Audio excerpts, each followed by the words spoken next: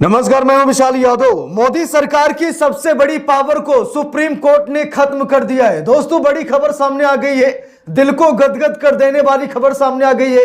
Supreme court ने न सिर्फ मोदी सरकार का अहंकार तोड़ा है, बल्कि लाखों करोड़ों लोगों को खुश कर दिया है। दोस्तों, हम सभी लोगों को मालूम है कि मोदी सरकार लोगों को लंबे समय तक हिरासत में रखती है, बार बार एफआईआर दर्ज कराती है। कई ऐसे नेता हैं, अभिनेता हैं जो सरकार के चंगुल में फंस गए हैं और बार बार सरकार एफआईआर दर्ज करा करके उनको जमानत नहीं देने देती, यानी कि लंबे समय तक यह सरकार उनको जेल में रखती है। लेकिन अब ऐसा नहीं हो पाएगा। दोस्तों, हम लोग देखते हैं कि एक मामले में अगर किसी को जमानत मिल रही है तो सरकार दूसरा मामला लेकर थाने पहुंच जाती है, एफआईआर दर्ज करा लेती है, मामले की जांच शुरू हो जाती है और फिर उस व्यक्ति को लंबे समय तक जेल में रहना पड़ता है। लेकिन आज सुप्रीम कोर्ट ने न सिर्फ सुप्रीम हथौड़ा चलाया, बल्कि मोदी सरकार की सबसे बड़ी पावर को खत्म कर दिया है। दोस्तों, खबर देखना चाहेंगे, लाइव लो ट्रेंड की रिपोर्ट है, लिखा भी है यहां पर। देखिए, जमानत के बाद हिरासत बढ़ाने के लिए लगातार एफआईआर दर्ज करना, प्रक्रिया का दुरुपयोग, अनुच्छेद 32 लागू करने का उपयुक्त मामला सुप्रीम कोर्ट। तो सुप्रीम कोर्ट ने साफ साफ कह दिया है कि आप बेवजह किसी को लंबे समय तक जेल में नहीं रख सकते।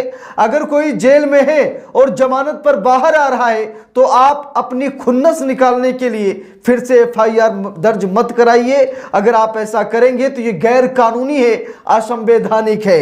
देखिए, खबर में लिखा भी है, जमानत के बावजूद आरोपी को हिरासत में रखने के लिए लगातार एफआईआर दर्ज करना प्रक्रिया का दुरुपयोग है, सुप्रीम कोर्ट ने कहा। लिखा, सुप्रीम कोर्ट ने महत्वपूर्ण टिप्पणी करते हुए कहा कि किसी आरोपी को जमानत मिलने के बाद भी उसे हिरासत में बनाए रखने के उद्देश्य से लगातार नई एफआईआर दर्ज करना न्यायिक प्रक्रिया का दुरुपयोग है और ऐसे मामलों में संविधान के अनुच्छेद 32 के तहत हस्तक्षेप उचित है। तो यहां पर सरकार की सबसे बड़ी पावर कि अगर कोई जेल में है तो जमानत पर अगर बाहर आ रहा है तो एक नई एफआईआर दर्ज करा दी जाए, वो फिर से जेल में चला जाए। दोस्तों, कई मौकों पर हम सभी लोगों ने ऐसा देखा है, चाहे अरविंद केजरीवाल, संजय सिंह, मनीष सिसोदिया या तमाम ऐसे नेता हैं, तमाम पार्टियों के नेता हैं जिन्हें लंबे समय तक जेल में रखा गया, जांच के नाम पर जेल में रखा गया।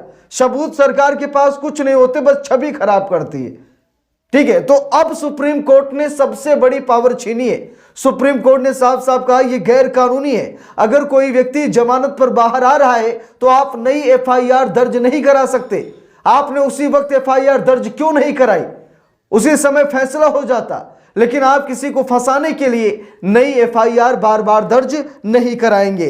देखिए, लिखा भी है, जस्टिस अरविंद कुमार और जस्टिस प्रसन्ना वी वराले की खंडपीठ ने यह आदेश उस याचिका पर सुनाया जिसमें आरोप लगाया गया था कि राज्य ने जानबूझकर आपराधिक प्रक्रिया का सहारा लेकर याचिकाकर्ता को सलाखों के पीछे बनाए रखा, जबकि उसे जमानत मिल चुकी थी। अब यहां पर देख लीजिए, जमानत मिल चुकी थी, लेकिन बावजूद इसके उसे लंबे समय तक आरोपी को जेल में रखा गया, बार बार नई नई एफआईआर दर्ज कराई गई।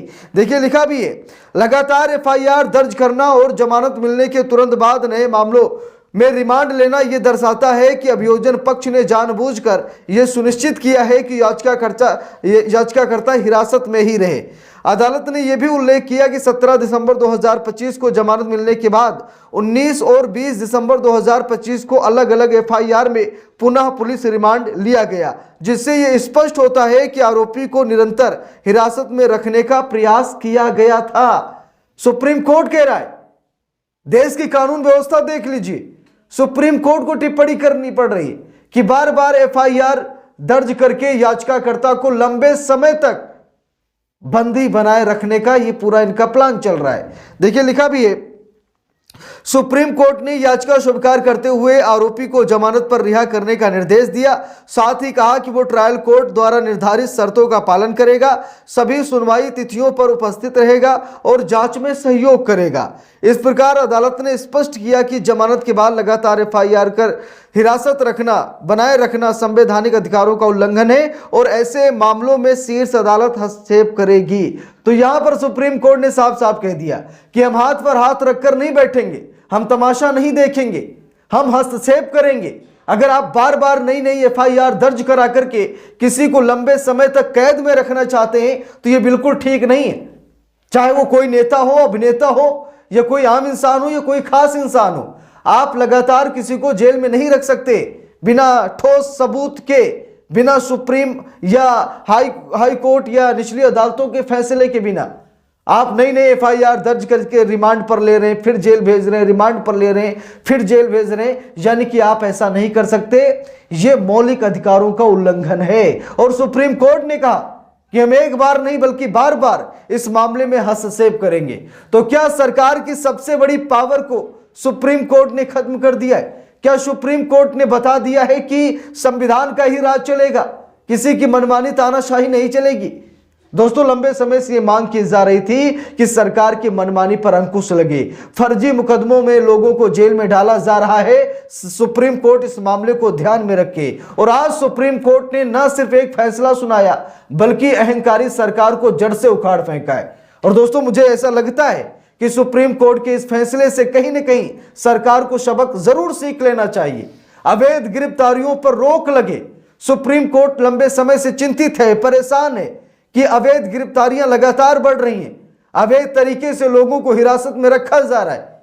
जब मामला कोर्ट में आता है तब पता लगता है कि एक बेगुनाह लंबे समय से जेल में सड़ रहा है, यानी कि बाद में पता चलता है। तो ऐसा बिल्कुल नहीं होना चाहिए भाई। देश में कानून का राज है, कानून से सब कुछ होता है, लेकिन कानून के साथ कैसे सरकार आंख मिचोली का खेल खेल रही है, हम सभी लोग यहां पर देख रहे हैं कि कानून के नाम पर सरकार जो कुछ भी कर रही है, अवैध गिरफ्तारियां हो या मानसिक तौर पर प्रताड़ना हो या फिर किसी का घर गिरा देना हो, फेक एनकाउंटर कर देना हो, यानी कि कई ऐसे काम हैं जो संविधान के दायरे में न रहकर किए जा रहे हैं। ठीक है, तो कई बार सुप्रीम कोर्ट सुप्रीम फटकार लगा भी चुका है, लेकिन उसके बाद भी सरकार की ऐसी हरकतें हैं कि सरकार सुधरने का नाम नहीं ले रही है। लेकिन हम सभी लोगों को यह अच्छी तरीके से मालूम होना चाहिए कि देश में न्याय का राज चलेगा, कानून का राज चलेगा, किसी की मनमानी, किसी की तानाशाही नहीं चलेगी। बाबा भीमराव अंबेडकर साहब के संविधान से ये देश चलेगा, ये प्रदेश चलेगा और हमारा समाज चलेगा। क्योंकि ना यहां पर सरकार बड़ी है, ना कोई जाति धर्म मजहब बड़ा है। अगर कुछ भी बड़ा है तो संविधान बड़ा है, यानी कि जिसके दायरे में रहकर हर जाति, वर्ग, व्यक्ति विशेष, संस्थाएं, बड़े बड़े पद, सरकार, पार्टी सब उसी के दायरे में आते हैं और उसी के दायरे में रहकर काम करना चाहिए। तो सुप्रीम कोर्ट के इस सुप्रीम फैसले पर आप सभी लोगों की क्या राय है, कमेंट करके जरूर बताइएगा। हम सभी लोगों को मालूम है कि सुप्रीम कोर्ट ने इतिहास रचा है, ये बहुत बड़ी खबर है, सुप्रीम फैसला है और मुझे लगता है कि सरकार सबक जरूर सीखेगी। तो इस पूरे मामले पर आप सभी लोगों की क्या राय है, कमेंट करके जरूर बताइएगा। वीडियो को लाइक, शेयर, अगर चैनल पर नए हैं सब्सक्राइब करके सपोर्ट कीजिएगा। मिलते हैं दूसरी वीडियो में, तब तक के लिए बहुत बहुत धन्यवाद।